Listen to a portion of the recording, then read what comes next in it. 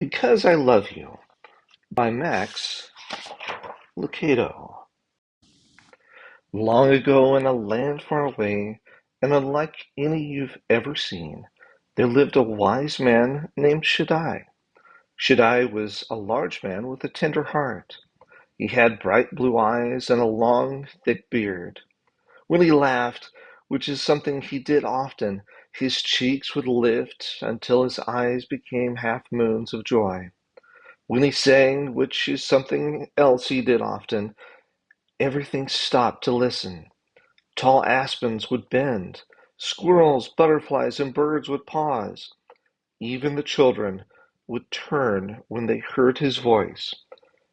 And well they should, for it was for them he sang. And for the children, Shaddai had built a wonderful village. It was more than any child could dream. The children plunged into the blue sky pond. They squealed as they soared high on the swings hung from the apple tree branches.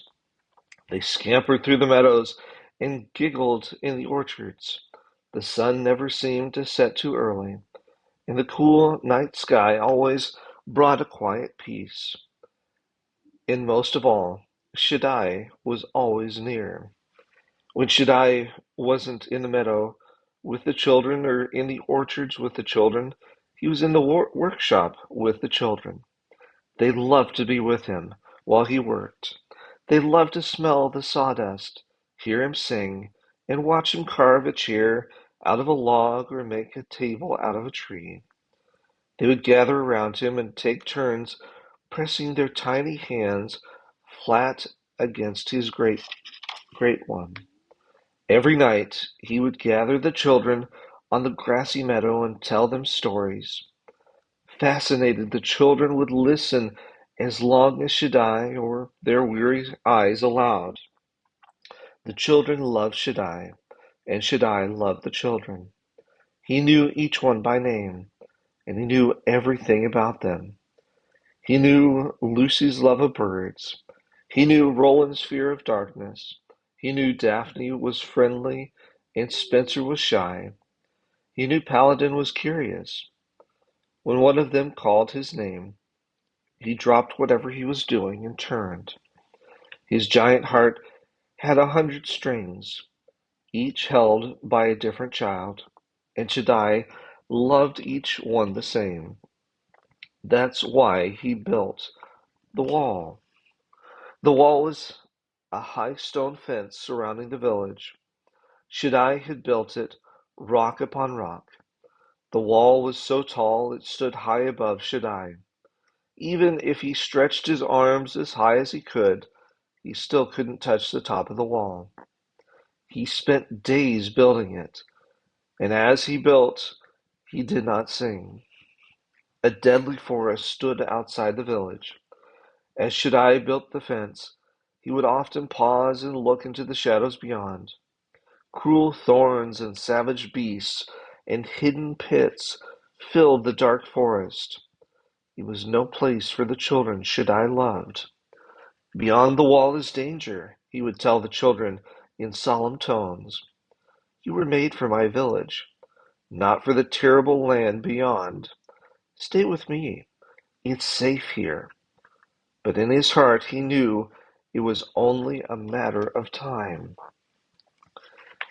The day he placed the final stone on the wall, he returned to his shop, took a long aspen branch, sat down at his bench, and carved a staff. Shaddai stood the staff in the corner. I'll be ready, he told himself. Sometime later, a boy ran into Shaddai's workshop. The sandy-haired child, with searching eyes and restless energy, brought the maker both joy and concern. Shaddai! In one motion, the maker dropped his hammer and turned. What is it, Paladin? The boy spoke in spurts as he gasped for air. The wall! I found a hole! It's a big opening, sir. The boy's hands stretched to show the size. Someone could crawl through it. Shaddai pulled over a stool and sat down. I knew it would be you, Paladin, my child. Tell me, how did you find it? I was walking along the wall, searching for holes? Paladin paused, surprised that Shaddai knew. Yes, I was looking for holes, so you could see out into the forest. I was curious, Shaddai. I wanted to know why you won't let us go out there. Why is it so bad? Shaddai motioned for the boy to come to him. When Paladin came near, the Maker cupped the small face in his hands and lifted it so the boy could look directly into his eyes. The urgency of the look caused Paladin's stomach to feel empty.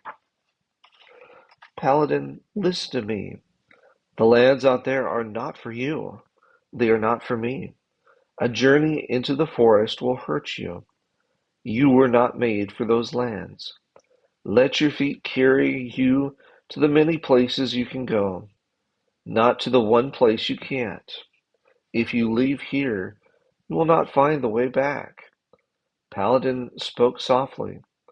You will fix the hole then? No, Paladin. I created the hole because I love you so much. But you just said you didn't want us to leave. I don't want you to leave. I want you to stay with me. But I did make the hole when I built the wall. But if you don't fix it, said Paladin, the children might leave.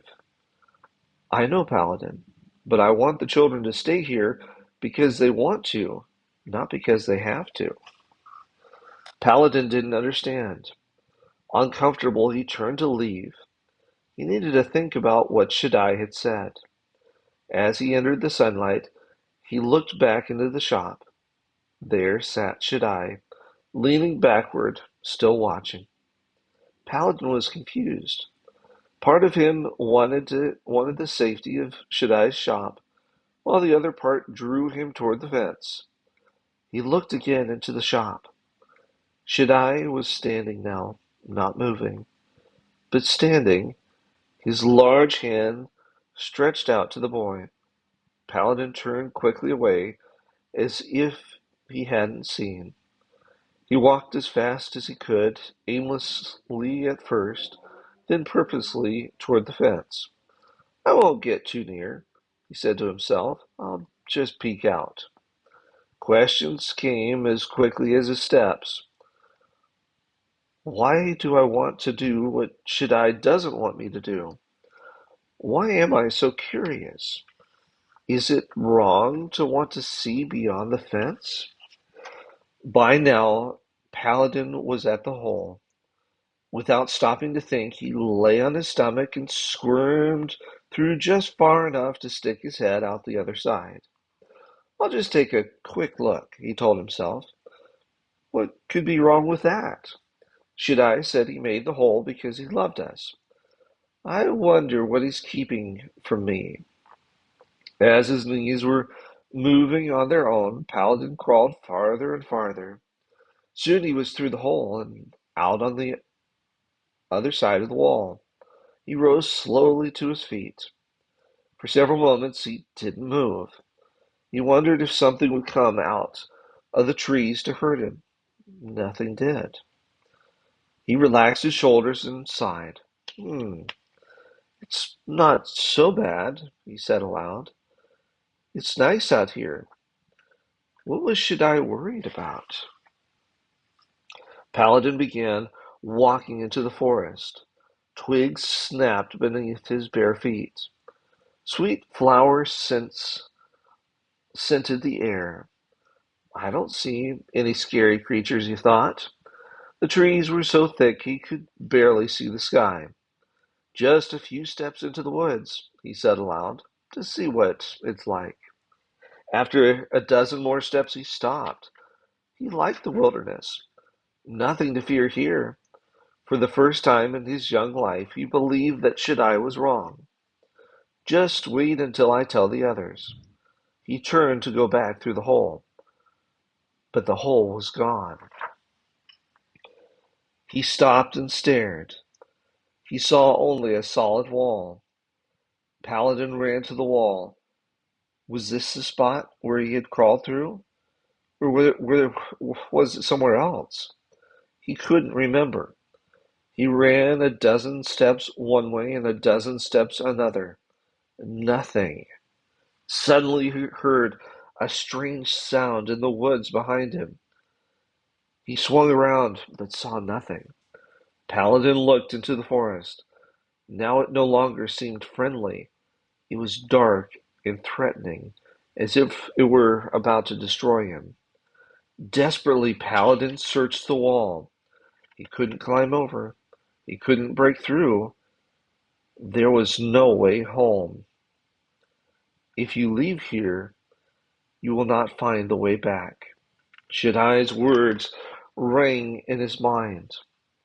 The boy's eyes were wide with fear. He sat on the ground and hugged his knees to his chest and began to cry. Paladin huddled there lonely and afraid. He remembered something else Shaddai had often said. I love you so much. Does he love me enough to come and find me? Wondered the boy. Will he hear me if I call to him? Shaddai, Shaddai, I'm so sorry I didn't listen to you. Please come help me. Paladin's plea had been heard by the one who loved him, even before it was spoken. For as the boy left Shaddai's workshop, the maker had watched him as long as he could. When Paladin was out of sight, Shaddai turned, not to take up his work, but to remove his apron. He hung his tools on the wall. He reached into the corner and took the staff, the one he carved after he finished the wall. Even before Paladin had reached the wall, Shaddai had left the shop. Even before Paladin had asked for help, Shaddai was on the way to give it. Even before the hole in the wall had closed, Shaddai had opened another. His strong hands pulled away the rocks until he could see the forest. With his staff at his side, Shaddai crawled through the hole.